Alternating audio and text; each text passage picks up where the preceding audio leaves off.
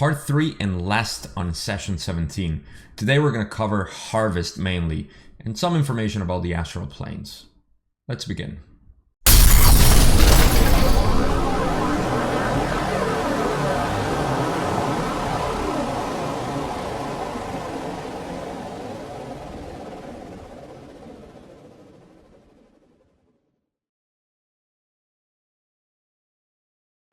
Harvest is one of the topics that I get the most questions in the Law of One material, and that's because of the complexity of what it means, but also because it's a current event and situation that's running right now for the planet. For those who don't know, harvest, that means ascension, the ascension process that we all know about. So the underlying principles, we kind of have an idea. Some others are not very clear, not even to the entities that are guiding us in this process, because we are in control of the harvest in a way. And that's one message that I hope to get clear in this video, that it is not something that we are subjected to. While there is a cosmic clock or reality that is waiting for this to happen, and it actually already triggered, and I'll explain this as we go in the video, there is the component of us creating the environment for the harvest to be finally completed. So that's the process of the harvest. We're going to get into questions that mean more, to this development of what it is, but just to have the general idea of what is happening is the transition between third density and fourth density. And the harvest means all the entities that are here aiding in this process, which is us, and where we are going to have our next experience depending on the work that we have been doing here. So that's the harvest in a nutshell, but let's get into the questions that are pertaining to the Law of One. And I hope just to give a little bit of context by saying that. And the first question that I have from this is Don saying, can you tell me why the Earth will be fourth density positive instead of fourth density negative after the cycle is complete, since it seems that there is a greater negative population? Ross says, the Earth seems to be negative. That is due to the quiet, shall we say, horror, which is the common distortion which those good or positively oriented entities have towards the occurrences which are of your space-time present. However, those oriented and harvestable in the ways of service to others greatly outnumber those whose orientation towards service to self has become that of harvestable quality. And the first thing that I'll point out here is that first, it seems to be negative. This environment that we are in right now, especially in this year 2020, which we can agree that has been one of the most chaotic globally, not just localized in war zones or countries, it's just globally a big chaos, is because our quiet, I love how they say it, horror, which is the common distortion which those good or positively oriented entities have towards the occurrences which are of your space-time present. This cannot be more accurate than right now. I think it's even more accurate than 1981 or any other period of time. Why? What they mean is that our orientation, which is positive, we have a reflection or a reaction of horror for the things that are happening because we are sort of allowing them to happen, not because of the action that we could be taken, but also because of our own distortion towards perceiving that which with horror. So it seems negative because all of us are agreeing that it's negative. But think about a negative oriented person. It's like a breeding ground for them. It's a beautiful place to thrive. So for us it seems horrific, but it's not. They know that we are mostly positively oriented, as they say at the bottom of this answer, and we outnumber those who are negatively oriented. So it seems negative because it is our impression that it's negative because we're positive, but it doesn't mean that there is a negative harvest or negative planet arising from this. I can speculate here that this is why the wanderers have been sent here, so they can increase even more the vibration of the planet, so we can transition and get the harvest going, as fast as possible. But that's just my speculation, and we can go on tangents there. But let's go on with the next questions because we have a lot. Don continues and says, in other words, There will be fewer negative entities being harvested in 4 density than there will be positive. Is this correct? Ra says, this is correct. The great majority of your peoples will repeat 3rd density. How did Taras Bulba, Genghis Khan, and Rasputin get harvested prior to the harvest? Ra explains, it is the right, privileged duty of those opening consciously the gate of intelligent infinity to choose the manner of their leaving of the density. Those of negative orientation who so achieve this right duty most often choose to move forward in their learned teaching of service to self. All right, a couple of things here. We have mentioned so many times that Ra in 1981 said that the majority of people here will repeat 3rd density. I've said in the past videos that it doesn't really matter if most people repeat 3rd density. That's their path, that's their alignment right now, and there's no shame or something to be sad about, you know, people repeating 3rd density. It's just part of the cosmos, the way it is. We are here just to ensure that the majority of people, including us, are harvested for 4th density positive. Now, the other part is that those of negative orientation, once they reach the possibility of harvest, they do not risk to come back in incarnation and lose the polarization that they just did in their previous incarnation. So they get to choose pretty fast to go to another 4th density planet, and that's what they did. It's because they penetrated that possibility, and once they're out there, they say, we want to continue going on our pursuit for the one creator, and they just go to a negative planet and they continue with their polarization. Next question is, am I to understand that the harvest will occur in the year 2011 or it will be spread? Ra says, this is an approximation. We have stated we have difficulty with your time space. This is an appropriate, probable, possible time-space nexus for harvest. Those who are not in incarnation at this time will be included in the harvest. Now, a couple of things here. The reason why I have notations there in the questions is that I jumped like 3 questions that were about spontaneous combustion, which I didn't think it was relevant. I've said before that some of the questions that were excluded of the original books, to me, don't make sense much, and I don't think they were relevant to this, but you can go read them. It's about spontaneous combustion, and I just didn't include it, so I jumped like 3 questions there. Now, in terms of the 2011 or 2012, because Ra had said that in approximately 30 years in one of the sessions before is when the harvest should be happening. Now, this is true in the sense that the what we cross, let me see if I can explain this in a way that can make sense, is that remember we live in a simultaneous or reciprocal system, as Dewey Larson explained in his physics. In the reciprocal system, there is space-time and time-space, which is what Ra uses here. So time-space has already flipped or gotten into 4th density, but space-time hasn't caught up with it yet.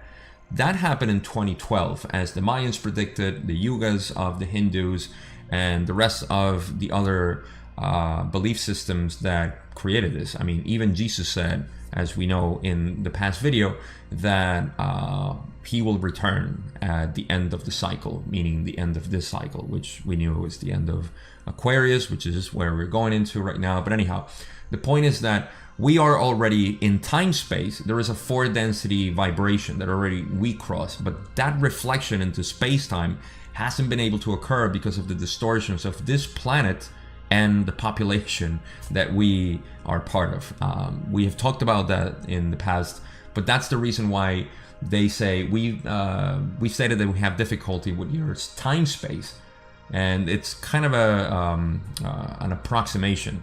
But this will take longer, it seems, than they expected because of the way everything's happening. But that doesn't exclude the possibility that we can just flip the switch, or like Ra said, you know, point the needle of the compass towards the right direction and just, you know, complete the harvest and just ascend the 4th density and be done with this 3rd density whenever is appropriate, of course. So that's what I get from here, and I wanted to share. Next question is, well, if an entity wants to learn ways of it, wants to be of service to others rather than service to self, while he is in this 3rd density, Are there best ways of being of service to others, or is any way just as good as any other way? Ra says, the best way to be of service to others has been explicitly covered in previous material. We will iterate briefly. The best way of service to others is the constant attempt to seek to share the love of the Creator as it is known to the inner self. This involves self-knowledge and the ability to open the self to the other self without hesitation. This involves, shall we say, radiating that which is the essence, or the heart, of the mind-body-spirit complex. So really quick here, I've said this in the past, well, Ra said it also in the previous sessions, but the best way to be of service to others is to radiate that way in which we see the Creator of the inner self, known to the inner self, not to the outer self. Now, to me, inner self means just almost like your higher self. When you are in contact with your higher self and not with the lower self, which is the ego-driven identity of who we are. So that's why it can be distorted. And sometimes the egocentric self is the one that thinks in separation, division, and in its own identity. That perception of the creation, it's probably a little bit tainted, you know, as compared to the inner self, unless one is so pure that the inner self is rather the outer self is just the expression of the inner self. That sounds like enlightened to me, and I, for one, am pretty far from achieving something like that. So, but still, it doesn't mean that you have to reach enlightenment to start talking about how you see the Creator. You have to make mistakes, and you have to identify where your ego is taking control over how you think the creation is, you know, for whatever reason. I mean, it's infinitely complex at that point, but that's the idea. So however way you see the Creator, you know, that's what you should express, and that's how you can be of service to others. Just to kind of influence others, or rather stimulate, not influence, stimulate on others their seeking of their own spirituality. Tickle them, if you will. So let's go to the rest of the answer. Ra finishes and says, speaking to the intention of your question, the best way for each seeker in third density to be of service to others is unique to that mind-body-spirit complex. This means that the mind-body-spirit complex must then seek within itself the intelligence of its own discernment as to the way it may best serve other selves. This will be different for each. There is no best. There is no generalization. Nothing is known. So really quick here, everybody has their own unique expression of the seeking of the one Creator. That means that each one of us, thankfully, are not preaching the same thing over and over. This means that there is no one way of following a dogma or a belief system, which means also that we shouldn't be too emphatic when we try to express how we see the creation. We simply throw it out there, we stimulate others, and so be it. Everybody's going to take, you know, what they want. But thanks to the multiplicity, the infinite possibilities that we have to express the Creator the way we see it, is that we can stimulate others in different ways. And I think that's the beauty of this creation and the way third density works, you know, to stimulate others into finding their own spirituality, so to speak. Let's go on. Next question is, in the book OSP, it states that if an individual is more than 50% for others, that is, goes over the 50% service to others, and is less than 50% to service to self, then he is harvestable. Is this a correct statement? This is correct if the harvesting is to be for the positive 4-dimensional level.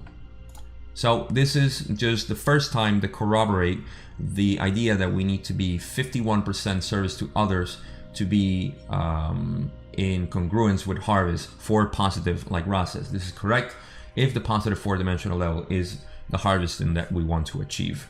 So this is the first time that they talk about it, and I think it's pretty cool. Next, Don asks, what must be the entity's percentage, shall we say, if he is to be harvested for the negative? Ra says, the entity who wishes to pursue the path of service to self must attain a grade of 5. That is 5% service to others, 95% service to self. It must approach totality. The negative path is quite difficult to attain harvestability upon and requires great dedication. Don asks, why is the negative path so much more difficult a path to attain harvestability upon than the positive? Ra explains, this is due to a distortion of the law of one, which indicates that the gateway to intelligent infinity be a gateway at the end of a straight and narrow path, as you might call it. To attain 51% dedication to welfare of other selves is as difficult as attaining a grade of 5% dedication to other selves. The, shall we say, sinkhole of indifference is between those two. Now here we get the answer to not only that a negative entity to be harvested to for density negative, they need to be 95% service to self and 5% service to others. It must approach totality, in the sense of totality being self-service. This is as difficult as it is to achieve 51% service to others. I believe this is because of the nature of, in third density, the division and the veil that prevents us from seeing that we are one with the Creator, that we are one with the cosmos, with other entities, with other selves. And it's really difficult to be of a selfless manner in this density or this experience. So it becomes really, really hard to be 51% for the world and people, or even higher than, to take care of yourself. That's just my impression. I'm sure there are other sort of interpretations here as to why it is more difficult, because of our minds and our survival instincts and so on. But I think that's the way that I can encapsulate that idea. And the other thing is that this is as difficult because we are in the point, of course, of realizing what our polarization is. So in this sinkhole of indifference, which is the moment where we don't know what we want to do, is where we find that we need to go either one way or the other. And in this sinkhole of indifference, which they call, and it's between 50% and 6% service to others, that's where most of the people are right now. And that's why they're having so much trouble trying to harvest them. And the majority will have to repeat because they are in this sinkhole of indifference. Now, I've made this graphic right here, which shows a little bit, I know it's very amateur, but that's the only way I can do it.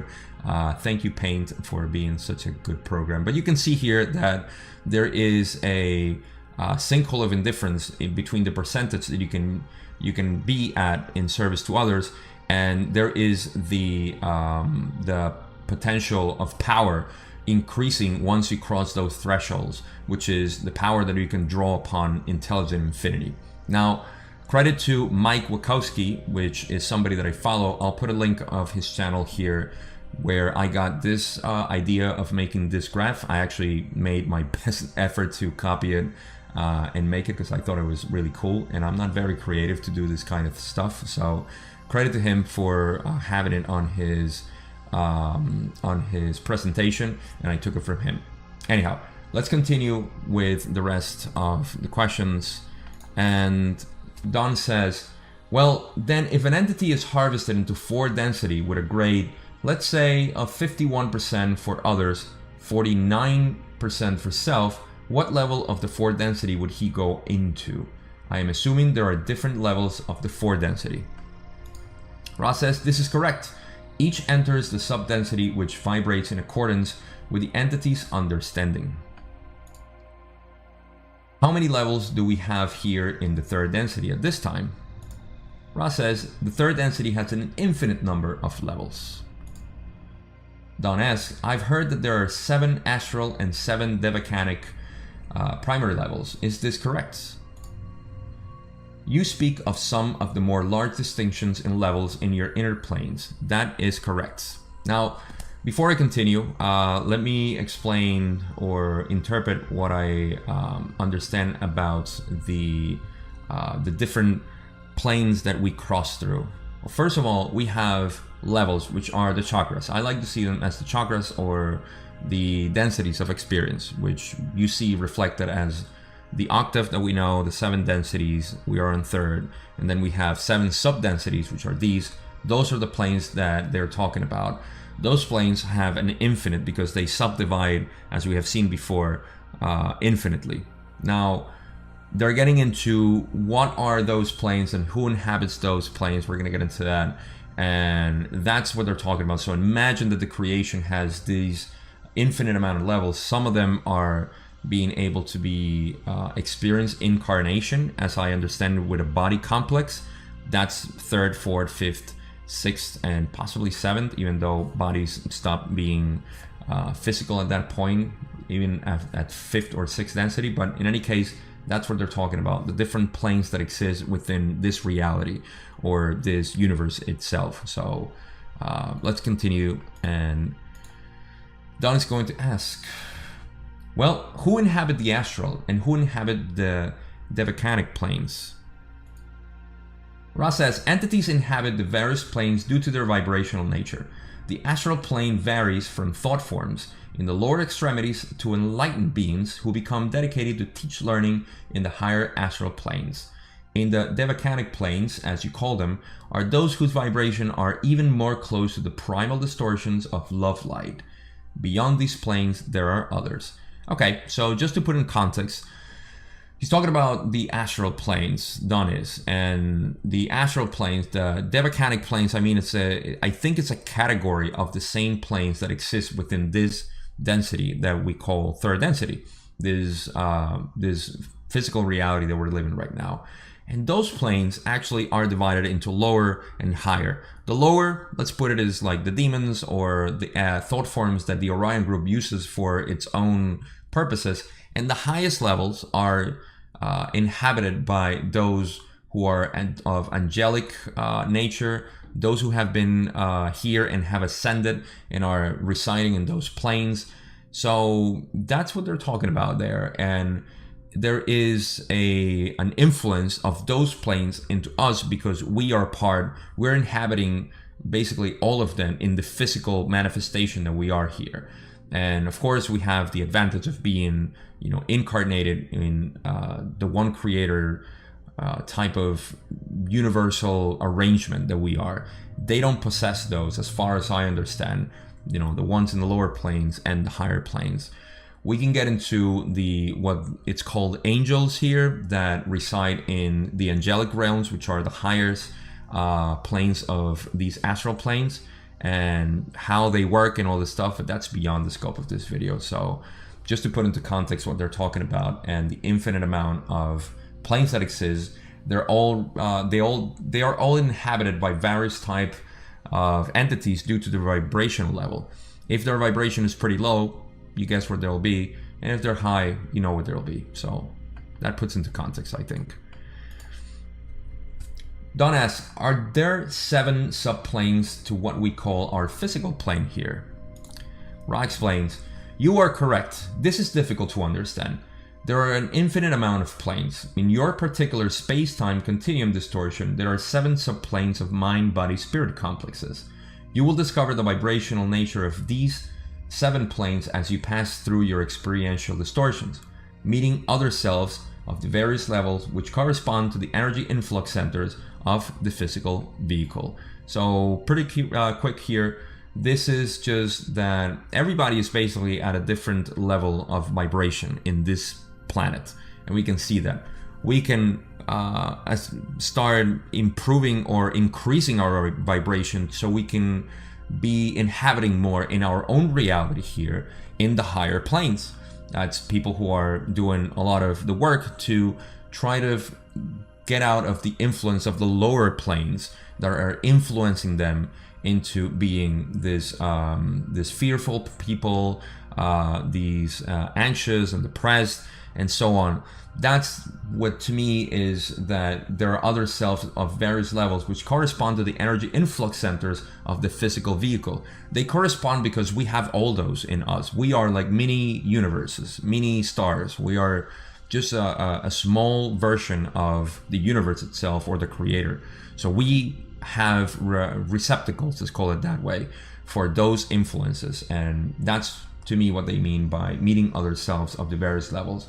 But it's like I say, there's an infinite amount. Just to answer the question, And it just depends on the thought forms that are created for each one of those. And remember, we are creating thought forms. So the more we think and feel about negative things and negative possibilities and all that stuff, we're just feeding the planetary consciousness with those and just making it harder for everybody else. So happy thoughts, please. Ra continues and says, the invisible or inner third density planes are inhabited by those who are not of body complex natures such as yours. That is, they do not collect about their spirit-mind complexes a chemical body. Nevertheless, these entities are divided in what you may call an artificial dream within a dream into various levels. In the upper levels, desire to communicate knowledge back down to the outer planes of existence becomes less due to the intensive learned teaching which occurs upon these levels. So that's it. There is no body complex, chemical body complex for those entities residing in those invisible or inner planes. And in those who reside in the upper levels, for some reason, have less desire to be of influence to the outer for some reason. That part I'm not sure. I can't really, tie it in together. But maybe because they're going through an intensive, like they say, learning teaching, which occurs upon these levels. So that part I cannot expand too much, but that's just what it says there. Let's go on with the next question. Don says, then is it necessary to penetrate one plane at a time as we move from what we call third density physical thought, through these planes? Ra says, it has been our experience that some penetrate several planes at one time. Others penetrate them slowly. Some, in eagerness, attempt to penetrate the higher planes before penetrating the energies of the so-called lower, or more fundamental, planes. This causes energy imbalances. You will find ill health, as you call this distortion, to frequently be the result of a subtle mismatch of energies in which some of the higher energy levels are being activated by the conscious attempts of the entity, while the entity has not penetrated the lower energy centers or subdensities of this density. So this is a very good lesson because it speaks about the eagerness that we may have to just go through the levels that we have. Now remember, as we experience third density, the idea is that we cross all levels, from the survival all the way to the sacred and divine. That's how our experience is supposed to be. We have different incarnations because it takes time, especially in this third density body that we have on planet Earth, which has been genetically modified over thousands of years. And we've spoken about this in the past, but in any case, longevity has been truncated a lot, and now we have to have even more incarnations, or had to have. We're at the end of that in any case. But back to the question, or the answer, is that as we try to cross that, and depending on how our individuated soul is crossing those, we need to take it slowly. Some people are able to do it fast, maybe because that's how their soul and spirit came programmed to be, and they came with that knowledge. They came just like Jesus did.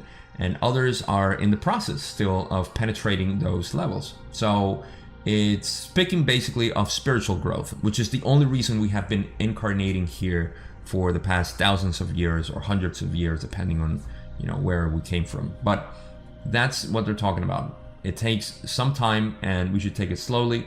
Don't try to do more work than we should, or try to be something that we can't at this time, where we are still trying to find these three energy centers here, which are the ones that are concerned with the identity of the self and not so much with the radiance of love and seeing the creator in others. So this gets into spiritual work and all this stuff. So just to leave it on that. Don says, is there a best way to meditate? Ra says categorically, no. Don asks, at this time, near the end of the cycle, how are the reincarnations into the physical allocated, shall I say, on this planet?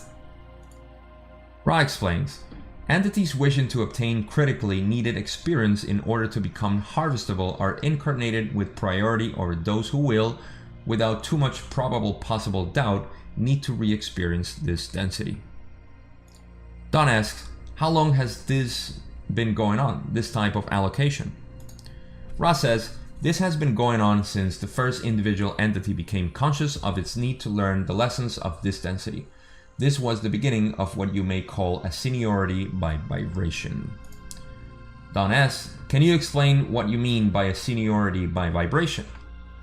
Ra goes and says, the seniority by vibration is the preferential treatment, shall we say, which follows the ways of the law of one, which encourages harvestable individuals. Each individual becoming aware of the time of harvest and the need, on a self level, to bend mind, body, and spirit towards the learned teaching of these lessons. Is given priority in order that this entity may have the best possible chance, shall we say, of succeeding in this attempt. So there you go. There is a seniority by the vibration of the seeker when it comes to incarnation. And there is, this kind of makes sense when you know that there is the possibility of that entity being harvested. They give that that slot, if you will, for them to get incarnated here. So there is a preferential, I guess, incarnation, what you would call, I don't know, line. So it depends on where you are. So that gives you a lot of privilege to be incarnated here. Now, let's go back to the harvest and talk about this incarnation part. That's the last question we have for session 17, by the way. But just to give you my conclusions on this and marrying the concept of harvest and this incarnation and us listening to this, reading this, and trying to learn the ways of the law of one, or simply just our spiritual growth, we need to be very, very privileged, feel privileged, and be honored by the possibility that we incarnated now. Why? Because we are in the process of harvest. There are a lot of things that are accelerating right now, and no other planetary sphere in third density seems to have these conditions for us to catapult our spiritual growth through the environment that we're living in. That's why it seems so chaotic. I mean, there are many things. This gets really complex when we get into the reality of what's happening physically and metaphysically around us. It's not just the physical people and the entities that are here trying to polarize this planet to the negative, but also in the metaphysical sense, there is a lot of, I would call, struggle between the negative entities who are trying to still grasp this planet in a way that they know they failed, but they cannot let go. So there is a lot of things going on. These are times that will not repeat, for us, of course, in this creation. To me, of course, it just means that we need to be very mindful of what our purpose here is. When I get into the overview of what this means for everybody and what it really is to be in this reality at this time, it makes me think that the rest of the problems that we think that we have are actually meaningless. Those things are not very important for what we're going through right now. And just the idea of harvest itself, just to clarify it, harvest just means that at the end of this cycle, every entity needs to go through a portal, if you will, of understanding what's the next experience that they can have based on their spiritual level. Their spiritual level not being something hierarchical, but something that you can only tolerate so much light from the creator. And that's individual on the soul level. So that's what the harvest is. And that capacity to absorb light when you are disincarnated here and you go to time space to measure your capability is increased here in space time, especially in third density, through the veil, through faith of things that you know that are possible and that you know that are there, even though you cannot prove it and you cannot understand it fully. So that is my biggest message to all of you and to myself as I read this, is to remember every day that we are not here for the physical experience. Even though it's fun sometimes, we can get into the pleasures, then we can get into the fights, and we can get into the arguments and all this stuff. It's fun. It's still part of this reality, but it's not the main purpose that we're here for. Plus, another thing that I think is very, very important is that if you have been given priority to incarnate here in this reality, that means that that is a privilege, not only for you as an individual, but is an honor and is a responsibility of you to be doing the work that you have to do. Why? Because we are not ascending individually out of the planet. We are ascending with the planet, which means that every single individual depends on you, and we we depend on others too. So that's why unity, at least at this level, needs to be reinforced so much so we can have a better transition into what it is, the 4-density planet that we have. So feel privileged, feel happy, know that you are not from this reality and you are coming here to do just work for yourself, for others, for the planet, and for the rest of the universe, for the creator. With that, I'll see you in session 18. Thank you so much for watching every video, and I leave you with all my love. I'll see you then. Thank you so much again.